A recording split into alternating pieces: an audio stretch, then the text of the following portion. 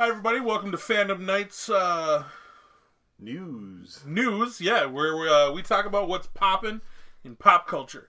I'm Sherman.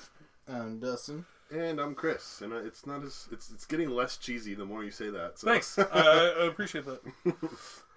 Well, you got to get used to it. Mm-hmm. So what's going on in the news this week? Nothing. Guys? Nothing? Yeah, Not a single thing. There wasn't actually a ton of stuff. Not like news. It was just like... Yeah, nothing big this week. My personal favorite is, Favorite? I have two things that are like super popular. I know you brought this up last night with us, about Chris Pine doing a Dungeons and Dragons live action movie. That'd be cool.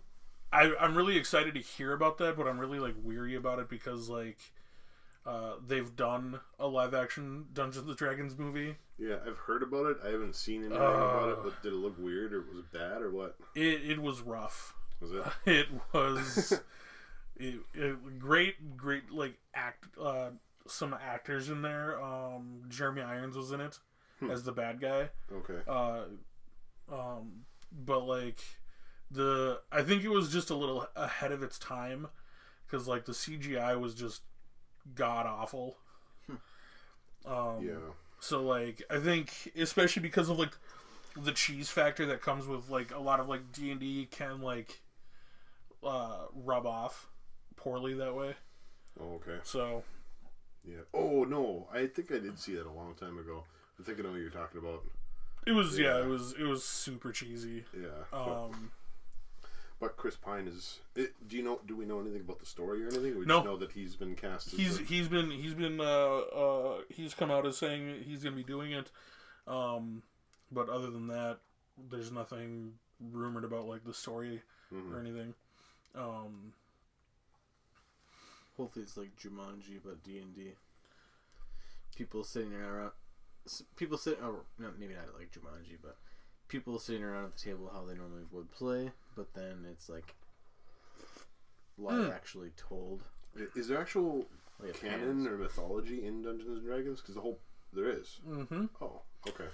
So like currently how things are set up is any of the modules that they make for the game all follow a timeline in the same, for the most part, in the same world. So there's like a campaign you can play, almost. Kind of, yeah. Yeah, and then you can do whatever you want, really. But there's a So like when I tried teaching you guys, like you and like some of the other guys at your last house, I was running a module which takes place in a set world where there's already like decades of like source material for it. Oh, okay. Because it's all been essentially one continuous timeline for the most part. When D&D was first when it was first created, they started something like that, where like TSR and Wizards of the Coast and whatever, like they've kept the same universe going. So in the last 40 years, roughly through the storyline of it, has been like 1,500 years worth of material. Wow. So there's like a main storyline of the good guy, bad guy. It depends on it all depends on where you want to be in the timeline, what campaign setting you want to be in, because like all of the stuff that they run or make modules for the most part is Forgotten Realms. Okay. They have like a source book for Eberron, which is a completely different universe. Oh. But there's only like one source book for that in 5th edition. Yeah. But anyways, that'd be cool. I mean, there's tons of material that they can choose from. Here's some information. What the heck was that? That was my watch. That was weird. Huh. Here's some information. How to be cool. That's what it said. I don't know how I got that from all that stuff. Chris has got some weird Google history results. How to be cool. Anyways.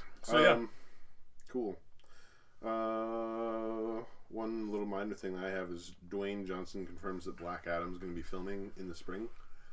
So Finally. I know. They're finally working on that one. That's just a little minor one, but no real news about it. Just it's going to be filming in spring. All right. Back to you, Dustin. Pedro Pascal thinks that Din Djarin has to be in the Mandalorian spin-offs.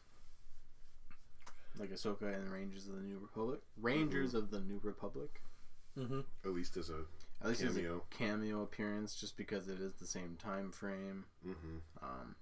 I imagine that they'll take place probably in season 2 of Mandalorian time or past that.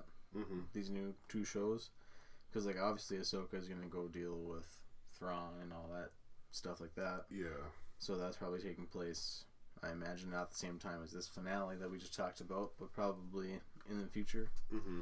So I think Mando will cross paths with people again. Yeah. But in their shows, not necessarily just in theirs.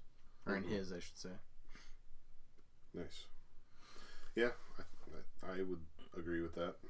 See, I always, especially with like how the MCU did things, I'm curious if like actors or actresses have like think about some of those roles that they take on, because like some people hate some of the like the bigger roles that they've taken on. I know like Robert Pattinson hated that he did Twilight. Oh, really? Because like a lot of people just see him as Edward Cullen. Yeah. So I mean, like, I can't imagine it with like a lot of these franchises. But I'm just curious, like, did Pedro Pascal like think about like, oh well, you're gonna have to be in, like, you have to be this character for like this long, or for like almost the rest of your life, or potentially. Yeah. As long as like that character, remains a thing. Because like some actors do get asked to like be written off their shows, but like as the main character, like you can't really do that. Yeah. Yeah. I don't know. Speaking of being that character for your entire life, Willem Dafoe is confirmed to be coming back in Spider-Man 3 as the Green Goblin. That's been confirmed now? Yeah. Because last that I saw that he was upset that it hadn't been confirmed yet. Oh. No, it's as far as I can see. Oh, I guess it's from a YouTuber. Yeah, it says, I heard Willem Dafoe is currently. Never mind. Maybe it is still a rumor. Never mind. Rumor, not rumor. Who knows? Yeah. Yeah. But I heard Willem Dafoe actually signed. But that's just from a YouTuber. I thought that was confirmed. Never mind. Okay. I'm just spreading rumors here. Fake news. Ming-Na Wen, the actress who played Fennec, is going to voice her character in the Bad Batch animated series. Oh. Which is actually, I mean, that's really big. Her character, so. Because the same voice actress for Bo-Katan in Rebels is the same live action. Okay. For the Mandalorian. So after having literally just watched that end credit scene with you guys, I'm curious if like the Bad Batch might be like its own thing for like what is it, like I don't want to say henchmen, because like Fennec is obviously not just like someone to like order around, but like agents of like Boba Fett, and like an underground kind of like. If they turn bad, as far as we know now, they work for the Republic Army, like the clones. Oh, okay. So after they get disbanded by the Empire, maybe, but. But I know from the scenes that we got from the Bad Batch at the Disney Investors meeting that the Bad Batch is going to be set around the Order 66 time. Oh, okay. So this takes place before the Mandalorian. Okay. Right. Got it. So this is like Fennec 20, 30 years ago, essentially. Oh, wow. Like early years. Right. Okay. Like this is like the beginning of Fennec, and then now. Ah. Essentially. That's kind of cool. Right. I'm super excited. So there's a Netflix is going to be doing a live. I don't know if this might be a little bit before your time, but I don't think it's too much yours. A live action adaptation of the Yu Yu Hakusho. Oh, I saw that anime. What was that? I don't know. You never got? Oh man, it was so good. So it was an anime about like a 14-year-old kid who like is first episode. So this isn't a spoiler. Mm-hmm. First episode dies, right? But like he gets brought back to the mortal world by like this, and essentially is made into a spirit cop who has to like fight off bad spirits, and like it's his main weapon is literally finger guns because he like shoots like spirit bullets. Okay. He's a 14-year-old kid who's a cop. Okay. I did see that online too. Yeah, I've never heard of it. Oh man, Netflix? It's gonna be on Netflix. Yeah. The show is on Netflix. No, the anime. I don't think not yet. Oh. I'm curious if they might put the anime on there since they're going to be doing a live action adaptation. It, so yeah. Right. But like, I mean, this is an anime that came out in 1992, so yeah. Right. Okay. Recently, this is another little minor one, but it's kind of interesting. Pokemon Go has gotten a lot of attacks lately because they're having a bunch of events like centered around regional Pokemon like Mr. Mime and stuff where you have to pay to get into these events. And this one says that it's in India it's $599 in local currency. I don't know what the conversion rate is to get to play this event in India, and that to have one meal is about $50 in their local currency. So they're saying like a lot of these third world countries and stuff where people can't afford to eat, they're like Niantic is under attack for charging so much for their game because like they're like starving little children or something like that. How does that work? Like Pokemon Go's always been free.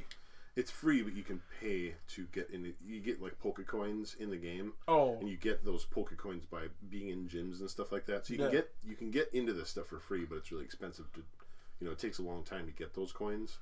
So they're just saying like, hey, you guys are charging so much for your event that most people around the world can't do this. That's what I don't understand. So like they're doing paid events now. So like you have to put coins towards the event, right? Yeah.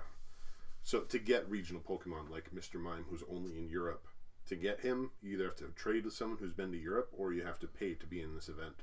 So to complete your Pokedex, you have to like pay a whole bunch of money, which is instead of just having them as like raids.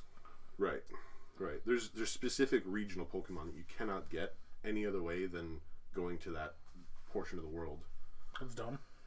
I don't know. It's kind of cool actually, but now with COVID, people can't travel, so there's no way to trade with people who are in different countries and stuff. So it equals dumb now. It was cool when the concept was before COVID. Yeah, but now they're I don't know. They're just getting some flack from people in Latin America and in India for charging so much for their events, which it's not that big of a news story, but and it's honestly like, I mean, any video game company isn't going to charge less than $60 for their new game, so it's kind of a pointless thing that people are getting. Yeah, but I mean, like if it's you said $599. That's in rupees. Yes. So I mean, realistically, that is like $50 in like for like an American exchange. Rupees $2. Google $8. $8? $8 to play the event. So I'm not seeing the complaint there then. Well, they're just saying that $8 to get into this game. It's like going to a movie. Yeah, they're just saying that 50 rupees is the price of a meal, and all these people are starving over there. So how can you, as this big, huge company, charge so much for this event? Again, I don't think it's a valid argument. I'm just saying that people are making the argument. So Niantic is getting a little bit of flack for it. So it's like 80 cents for a meal over there. If it's like $600. Yeah. So 50 rupees to dollars is 68 cents. Yeah. For a meal. I mean, you could get 68-cent meal here in the States, but it's not going to be a very good meal. No joke, I've actually kind of wanted ramen lately. Yeah. I know that's off topic, but... Let's go get some ramen. But anyways, No. Yeah, that's all I got have for... to. It's good, but it's just Seems like had so much. every week there's always God, like a lot of stuff going on with Pokemon Go, but I don't play it as much as I used to, and I'm not as involved in it. So I only kind of mention stuff when it's just kind of interesting like that, you know. But still, $8 just to like catch a Pokemon. yeah, well, to be part of an event, I mean, I would do that. You could play all weekend playing this event, you know. $8 to play a weekend long event. Sometimes it's like it's way less expensive than going to a movie, you know. But okay, well, that's all I got for that one. What do you guys got? Yeah, realistically, I mean, that one's not even that big of a deal. Kind of. I mean, with the Snyder Cut coming out in March 2021, that's gonna be super exciting. I think. Did you hear anything about what that is going to entail? Some people have said that the Snyder Cut's going to be a 4-hour long movie. Which Whatever. Or it's either going to be a 4-hour long movie or it's going to be a 4-part series.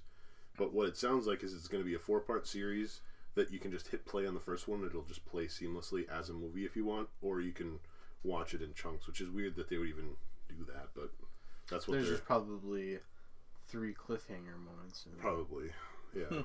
But that's what they're doing. It's a 4-part series, but it's all one movie, if that makes sense. See, I wasn't even curious about like how long it's gonna be because I really don't care. I'll watch whatever. 16 hours, sign me up, dude. So one of my favorite this is like up there on like my list of like great TV movies was technically it's a mini series from Dinotopia. No, The 10th Kingdom. Oh. Because it was all based on like fairy tales. Oh, okay. If you watch it from beginning to end, which I have the Blu-ray for it, it's 7.5 hours long. Oh. For like the one story arc. Yeah. But like if you watched it, I have the original DVD as well. But that was 3 discs for that 7.5 hours. Jeez. Right? On a Blu-ray? No. Oh. It's 1 disc for the Blu-ray, but like I think there's a bonus disc for like all the bonus feature shit stuff. I felt like Tommy Boy right there. I could fit a whole 6-pack of soda in here. No, so with the Snyder Cut thing that I was seeing is I was more excited about seeing like how much stuff is coming out in March. Because like Falcon and Winter Soldier is coming out in March. Snyder Cut.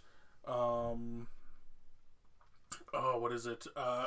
The pre-order for Legend of Korra that I did for the Steelbook gets actually like released in March. Oh, okay. Gotcha. There's Secret Lair stuff for Magic the Gathering that I'll be getting in March. But March seems like it's gonna be a packed month already. Yeah. Next year. Yeah. Well, I mean, realistically, that's only 3 months away. I was just curious because we're going through Mandalorian and that just finished. The total runtime of all the Mandalorian episodes is 5 hours and 23 minutes. So you could just watch that in the afternoon if you wanted to. Just binge through it all. Yeah. That's what I'm doing when I go home. Yep. That's all. Just binge it. Why do you think they were smart and like actually like made you wait every week? Yeah. Because otherwise you'd be done with like all of the Mandalorian in one day. Just a really long, really long movie. Yeah. Speaking of the Mandalorian, do you Dustin? Oh, sure. So sadly, the OG actor for Boba Fett in the original trilogy, Jeremy Bullock, has passed away into the Force. He will be missed. He was the man behind the suit of Boba Fett in Empire Strikes Back, and briefly in Return of the Jedi before he gets eaten by a Sarlacc. I know this is gonna sound really dumb. I can't remember. Did he have any like speaking lines as Boba? Yes, in Empire. Because it's like one short little line, right? Yeah, to Vader. What does he say? Something about Han and like I need him to come back to Jabba or whatever. Yeah, I do remember that. Right after freezing Han, like in that scene. Oh yeah, okay. Seeing the picture of like his original He wasn't the voice for it. I don't think so. Oh really? I don't think. Yeah. Was like seeing Boba on screen now. Like his helmet here looks like it's wider towards the bottom in this than it currently is. I'm sure they have different head shapes though. Tamira Morrison and Jeremy Bulloch. Yeah, but I'm saying like, but the helmet like towards the bottom looks like it spreads out more than like what we currently see on screen. I have to see it side by side. I don't know. Whoa, Jason Wingreen was the original voice of Boba Fett in the original trilogy, but then in the subsequent editions, Tamir Morrison provided the voice. Oh, after that, they redubbed it with Tamir Morrison's voice, which I mean makes sense. He's the voice of everything else. So. He is Boba Fett now. Yeah, right. Physically voiced. So Jason Wingreen, I didn't even know who that was, but he's a forgotten soul. He had like one random line in the original trilogy. Is that his only like filmography? I don't know. That's the first time I ever heard of that guy. So. All right. Yeah.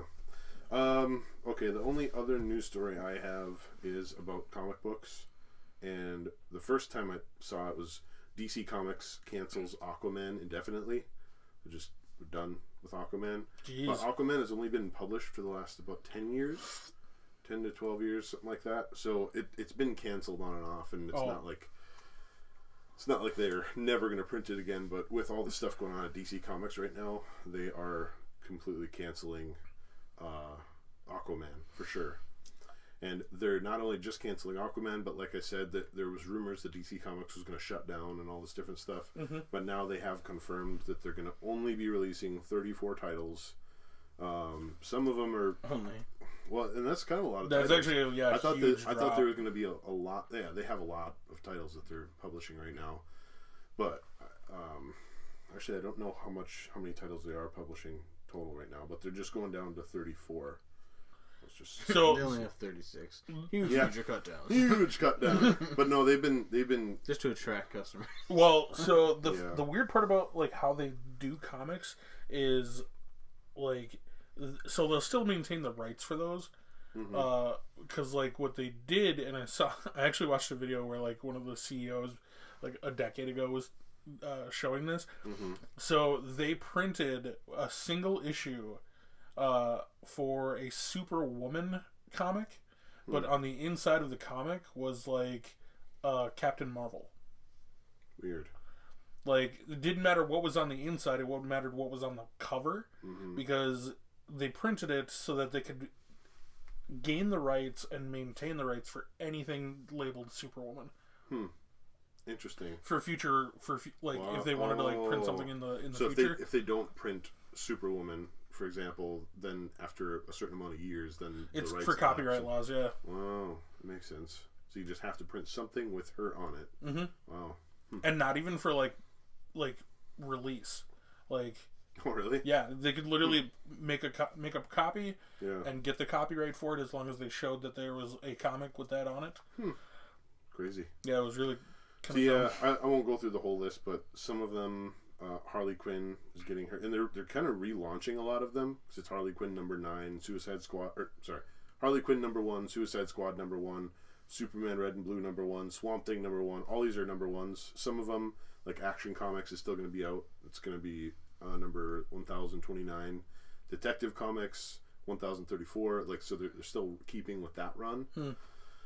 But a lot of them are either getting rebooted or just continuing on. There's some that I don't even know what, like they keep Man Bat #2. They're keeping that one going. Truth and Justice #2. So some of them, they must just have dedicated followings with those, or they're already so new that they just want to keep going. Yeah. So I don't know. There's a whole list of them, but it's basically just all the top sellers that they're keeping. So with the fact that you open it up with Aquaman, I don't know how much you guys follow like what happens with like the live action stuff, did you guys see what Jason Momoa did lately? So the fact that he plays Aquaman, I saw a video of this. So this kid like blew up on TikTok, right? Because it's this little guy. I don't even know his name, but like he's this super like chubby like kid. His favorite superhero in the world is Aquaman. Okay. And like he's opening up a bunch of like birthday presents. You saw this? Where he opens one and he's like, "Oh man, Aquaman!" and like freaks out. So like next thing you see, like that happened to this kid, Jason Momoa actually called him and like talked to this kid because he's like the biggest Aquaman fan. Whoa. And like so he's on the phone with this kid and he's just like super happy about it. Loves this kid so much, right? So the latest thing that he did, he sent a prop replica of his like the Trident of Atlan from the movie to this kid. That's cool. So a full-size trident, and this kid got it. I was like, that is the best actor I could see it. I follow him on Instagram and stuff. He's just a super humble, down to earth dude. Oh, it seems like it. He is really. Yeah. And he's hilarious because did you see the interview that he had before Aquaman started filming? So apparently some news reporter, I don't know how they like thought this was a good question for Jason Momoa of all people, but they're like, how do you think you're gonna handle all the like the swimming scenes for the Aquaman movie? He's like, dude, I'm Hawaiian. Like, I think I know how to swim. Right? How do you think you're gonna handle this? I'm gonna swim. That's so funny. I was literally born on an island. I grew up surrounded by water. With nothing for eye can see around me. Right? Like, water, I'm familiar with water. But I just thought it was cool that like he gifted out like a trident to like this, and this kid's literally like super young. Yeah. I saw that video. That's cool. Cool. Well, that's all I got for news. Sherman, anything else? That's all I got. That's all I got. So that's what's popping in pop culture. Thanks for liking, clicking, subscribing, all that fun stuff. If you guys want to be a Phandom Knight yourself, like us, because he needs to learn how to be cool apparently. Hey Siri, tell me how to be cool. Oh crap, I didn't actually want to do that. Check us out on Facebook, Twitter, Instagram, and our 1 or 2 TikTok videos that we got. We're getting out there. Well, I think I followed our TikTok too. Like, yeah, I think we got 1 follower now. 1 or 2. Let's raise that number, people. Those are rookie numbers. You got to pump those numbers up. That's popping. I don't know how we're gonna. I don't know how to sign this one off. Yep. Yep.